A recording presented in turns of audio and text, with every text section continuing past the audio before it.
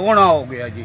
मैं जी गया सा हाजी इब्रार कोल जी ते राणे मकसूद खां कोल कि मैनू इमदाद दिओ जी, मैं ऑपरेशन कराना औरत दा जी। अच्छा जी। उन्होंने जनाब आख्या कि तेरे कार्ड दे विच पैसे आ गए इमरान खान साहब दे, तू जदा जा इस कार्ड तेरे शनाख्ती ते तेरा इलाज हो जाएगा जी। इस वास्ते जनाब मैं इमरान खान का बड़ा शुक्र अदा हाँ जी कि मैं उसके नाम दे नारे मार रहा जी। मैं गरीब आदमी हो सकता मेरे को इमदाद कोई नहीं सी, हो सकता मेरी बीवी भी लगी जानती जी। अच्छा जी, हस्पताल वाले ने तुहाडे नाल अच्छा अखलाक नाल हाँ पेश जी, आए ने। उन्होंने जनाब मैनू दवाइयां दित्तियां जी, अखीर ते 1000 रुपया ही उन्होंने मैनू दिता है जी।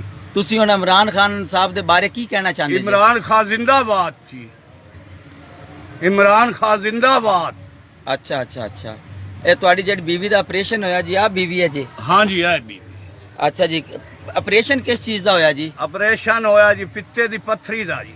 अच्छा जी, फ्री इलाज होया? फ्री इलाज होया एक रुपया भी नहीं लगया? 1 रुपया ही नहीं लग्या जी जनाब। उन्हें 1000 रुपया ही मैंने दिता, क्या ला यार गरीब आदमी किराया भर लवे। 120। तुसी इमरान खान साहब दे बारे की कहना चाहते जे जी? मैं शुक्रिया अदा करती अच्छा, बहुत बहुत शुक्रिया। 120 दे रहने वाला जनाब, 120 नौल कबीर। मोहम्मद मंजूर मेरा नाम है जी, मोहम्मद फाजिल मेरा वालिद साहब है जी।